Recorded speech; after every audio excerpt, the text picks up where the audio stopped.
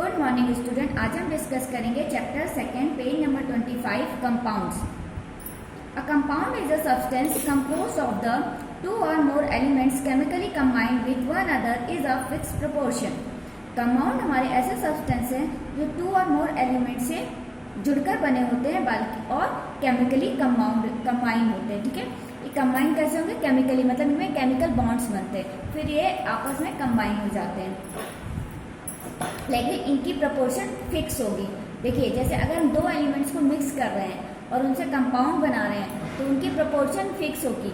अगर वो एलिमेंट, अगर मान लीजिए हम कोई भी एलिमेंट बन रहे हैं और उसमें हमारे उसका एक प्रोपोर्शन इतना ही चाहिए, ऐसा नहीं हम उसमें कितनी भी क्वांटिटी में उसको डालते जाएं। जैसे मान लीजिए हमने वाटर का मॉलिक्यूल्स बनाया, वाटर के मॉलिक्यूल्स में हमको हाइड्रोजन के टू एटम और ऑक्सीजन का 1 एटम चाहिए। ठीक है, तो ऐसा नहीं कि हम ऑक्सीजन के 2 और हाइड्रोजन का 1 डाल दें, जितने हमको चाहिए उतने ही एलिमेंट्स हमारे डाले जाएंगे। अब जैसे अगर हम हाइड्रोजन और ऑक्सीजन एलिमेंट चाहिए, अब इसकी जगह हम कोई और, जैसे हाइड्रोजन के हमको 2 एटम चाहिए, अब हम हाइड्रोजन के 4 एटम डाल दिए और ऑक्सीजन की 1 की जगह 2 एटम डाल दिए, तो हमारा क्या बन जाएगा? H4O2 बन जाएगा।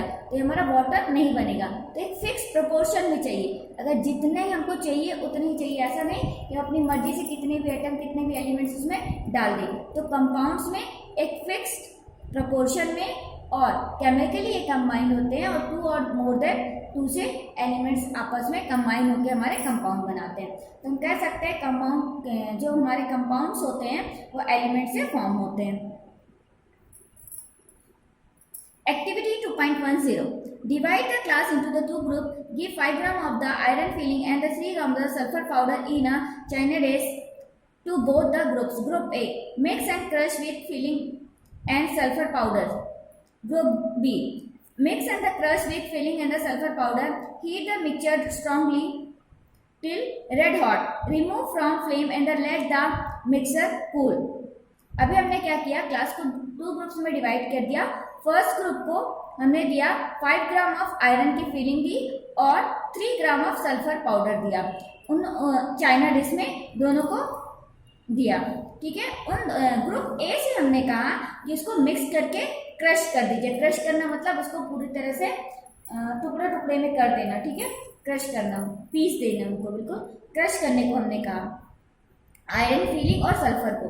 ग्रुप बी को हमने कहा मिक्स करिए, क्रश करिए, उसके बाद उसको हम हीट करेंगे, उस मिक्सचर को हीट करेंगे। कब तक हीट करेंगे? जब तक रेड हॉट ना हो जाए, मतलब बिल्कुल लाल गरम ना हो जाए। जैसे लोहा देखा होगा, जब लोहा बनाता है तो बिल्कुल लाल फुल जलता हुआ होता है, तो वैसा ही रेड हॉट हमको चाहिए।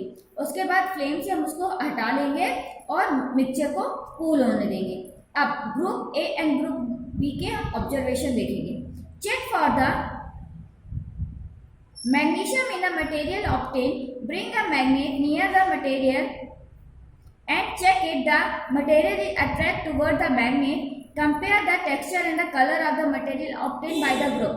Add carbon disulfide to 1 part of the material. Obtain stir well and the filter. Add dilute sulfuric acid or dilute hydrochloric acid to the other part of the mixture. अब हमने क्या किया? Check करेंगे कि magnesium in the material obtain, इससे हमको magnesium मिल रहा है कि नहीं। तो हम एक मैग्नेट लाएंगे मटेरियल के पास और देखेंगे कि मैग्नेट उसको अट्रैक्ट कर रहा है कि नहीं, मतलब मैग्नेट की तरफ वो मिक्सचर अट्रैक्ट हो रहा है कि नहीं।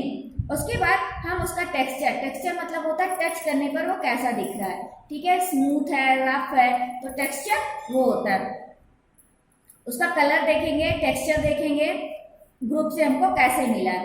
उसके बाद हम उसमें कार्बन डाइसल्फाइड मिक्सचर के एक पार्ट में मिक्स कर देंगे और उसके बाद उसको हम फिल्टर अच्छी तरह से मिला के फिल्टर कर लेंगे। और एक मिक्सचर के पार्ट में हम डाइल्यूटेड मतलब होता है जिसमें वाटर मिला हुआ है। ठीक है, कंसंट्रेटेड ज्यादा, कंसंट्रेटेड मतलब होता है गाढ़ा, तो डाइल्यूटेड मतलब जिसमें उसकी हमारी सल्फ्यूरिक एसिड की क्वांटिटी थोड़ी कम होती है, वाटर ऐड रहेगा। तो डाइल्यूटेड सल्फ्यूरिक एसिड या डाइल्यूटेड हाइड्रोक्लोरिक एसिड, ये दोनों एसिड्स हैं, एक पार्ट में मिला देंगे।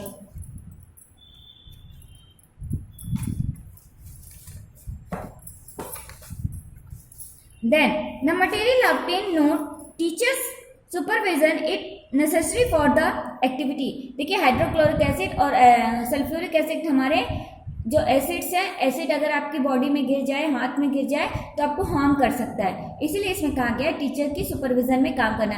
कभी भी आप लैब में एसिड वगैरह से जब काम करते हो, एसिड के साथ काम करते हो, हीट के साथ काम करते हो, बर्नर यूज करते हो, तो हमेशा टीचर की सुपरविजन में ही काम करना चाहिए, ये हमको हार्म कर सकते हैं।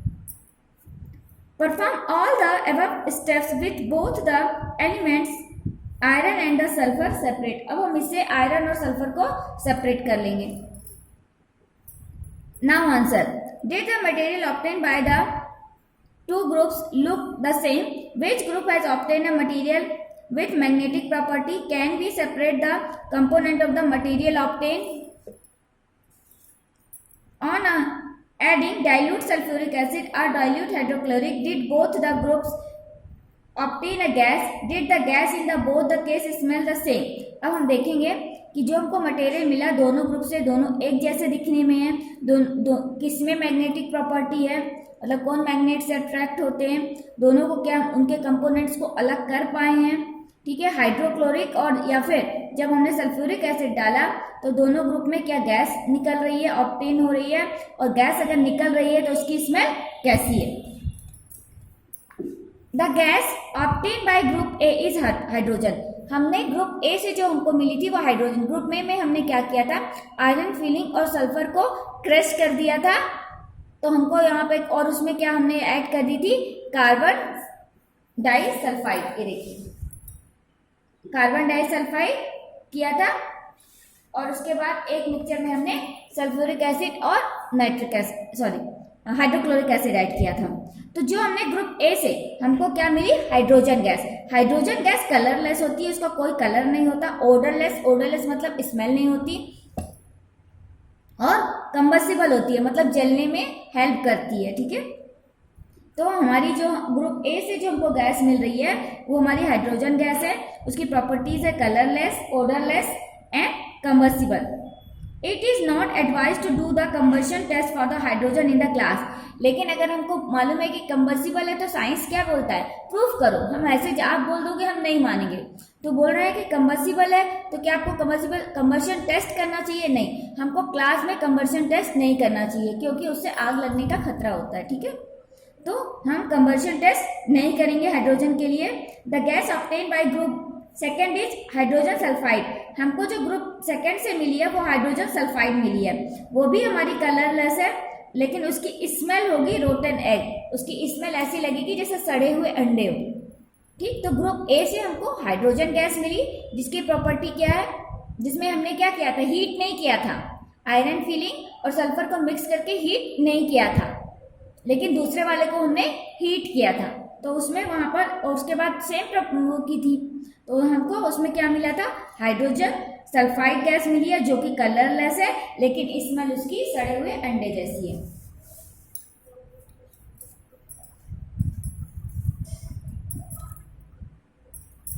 You must have observed that the product obtained by both the groups show different property through the starting material were the same। देखिए हमने ग्रुप ए और बी को दोनों को स्टार्टिंग मटेरियल सेम दिया था, दोनों को आयरन फिलिंग और सल्फर दी थी, बट हमारे प्रोडक्ट अलग अलग मिले। Y? Through the starting material where the same group first is carried out the activity involving a physical chain, where in the case of the second is a chemical chain, chemical reaction। देखिए group A ने सिर्फ क्या किया था, उसको crush करके mix कर दिया था, लेकिन ग्रुप तो उसमें फिजिकल चेंज हुए थे, लेकिन ग्रुप बी ने जो एक्टिविटी की उसमें केमिकल चेंज हुए, तो बहुत ज्यादा प्रोडक्ट में अंतर आता है फिजिकल चेंज और केमिकल चेंज अगर होते हैं। केमिकल चेंज मतलब उसमें केमिकल रिएक्शंस हो गए। The material obtained by group A is a mixture of the two substances. The substance given are the elements iron and the sulfur. Group first ने जो activity की थी उन्होंने दो सब्सटेंस आयरन और सल्फर को मिक्स किया था। Then properties of the mixture are the same as that of the constituent। जब उनको मिक्स किया था तो उनकी जो प्रॉपर्टी थी बदली नहीं थी बाद में, क्योंकि हमने नॉर्मल फिजिकल चेंज किया। फिजिकल चेंज में केमिकल सिग्नेचर नहीं बदलता। The material obtain by the group second is a compound. जो हमको ग्रुप ए को, जो फर्स्ट को हमको मिला था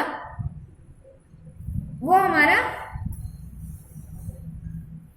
फिजिकल चेंज से मिला था, इसलिए उसका केमिकल नेचर चेंज नहीं हुआ। बट जो ग्रुप सेकेंड से जो हमको मटेरियल मिलेगा वो एक कंपाउंड है। On the heating two element strongly we get a compound. अगर हमने दो सब्सटेंस को आपस में मिक्स करके फिर उसको हीट किया वो भी स्ट्रांगली, तो हमको कंपाउंड मिलता है। वो हमारा टोटली डिफरेंट होता है जिनको हमने कंबाइन किया था। हमने कंबाइन किया था आयरन और सल्फर, लेकिन जब हमने उसको मिक्स करके हीट किया तो जो हमको नया प्रोडक्ट मिला वो आयरन और सल्फर की प्रॉपर्टी वाला नहीं रहेगा, प्रॉपर्टी चेंज हो जाएगी। The composition of a compound is the same throughout। पूरे उसकी कंपोजिशन कहीं पे भी कंपाउंड को आप कहीं से भी उसको टेस्ट करोगे तो पूरी composition through out the substance पूरी एक जैसी रहेगी। मतलब कंपाउंड को आप कहीं से भी चेक करोगे तो वो एक जैसी अपना केमिकल प्रॉपर्टीज देगी। We can also observe that the texture and the color of the compound are the same throughout। हमने देखा कि पूरे ऑब्जर्वेशन में हमने पूरी एक्टिविटी में देखा जो टेक्सचर है, टेक्सचर मतलब छूने पे जो भी, और उसका कलर पूरे उसमें चेंज नहीं हुआ है। We can summarise the physical and chemical change matter in the following graphical organise. अब हम फिजिकल चेंज और केमिकल चेंज को समझ सकते हैं। ठीक है, फिजिकल चेंज में उसकी सिर्फ शेप, साइज, हार्डनेस, सॉफ्टनेस ये सब चेंज होती हैं। फ्लूडिटी मतलब बहता है कि नहीं, फ्लो होता है कि नहीं, ये सब चेंज होती है। पर केमिकल चेंज में उसकी पूरी केमिकल प्रॉपर्टीज ही चेंज हो जाती है, हमको नया प्रोडक्ट मिलता है जो अपने कंपोनेंट से बिल्कुल अलग ही होता है। ठीक, तो अब हम कुछ डिफरेंसेस देख लेते हैं जो आपकी बुक में दिए हुए हैं। फर्स्ट हमारा डिफरेंस दिया है मिक्सचर एंड कंपाउंड। तो एलिमेंट और compound just mix together to form a mixture and no new compound is form. Elements या कंपाउंड को जब मिक्स किया जाता है तो मिक्सचर मिलता है और ये कोई नया कंपाउंड नहीं बनेगा। मतलब मिक्सचर हमारा एलिमेंट्स को भी मिक्स करके बनाया जा सकता है, कंपाउंड को भी मिक्स करके बनाया जा सकता है, बट जो न्यू कंपाउंड बनेगा उसका नेचर बिल्कुल वैसा ही होगा जैसे उसके कंपोनेंट्स थे।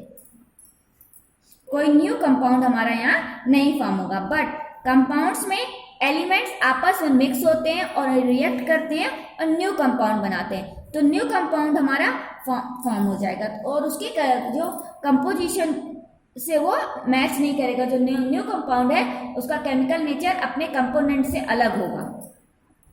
कंपोनेंट मतलब होता है जिससे वो बना है। A mixture has a variable composition। Mixture की जो कंपोजिशन होगी वो पहले वाले मटेरियल से बिल्कुल अलग होगी। जो सब्सटेंस या जो एलिमेंट हमने मिक्स करने के लिए लिए थे उससे जो नया मिक्सचर बनेगा उसकी कंपोजिशन अलग होगी। The composition of each new substance is always fix.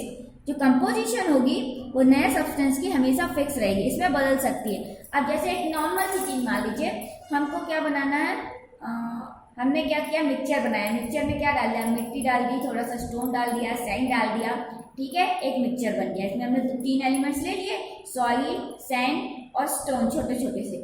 अब हमने एक बार बनाया, अब दूसरी बार बनाया तो मान लीजिए हमने उसकी प्रपोर्शन अलग अलग कर दी। मिट्टी हमने अगर थोड़ी 10 ग्राम ली थी तो 15 ग्राम ले ली, तो यहाँ पर कंपोजिशन हमने अलग कर दी। बट कंपाउंड में हम कंपोजिशन अलग नहीं कर सकते हैं। जो फिक्स्ड प्रपोर्शन चाहिए उतना ही प्रपोर्शन लेंगे, वरना हमारा केमिकल रिएक्शंस गलत हो जाएगा। तो यहाँ पर फिक्स्ड कंपोजिशन होती है। जो नया प्रोडक्ट बनेगा वो हर बार एक ही प्रपोर्शन में बनेगा। ऐसा नहीं कि अगर H2O बनाना है, वाटर बनाना है, तो हर बार H2 और ऑक्सीजन की कंपोजिशन अलग हो जाए, प्रपोर्शन अलग हो जाए, नहीं, हर बार जो हमारी जो कंपोजिशन होगी वो फिक्स्ड रहेगी।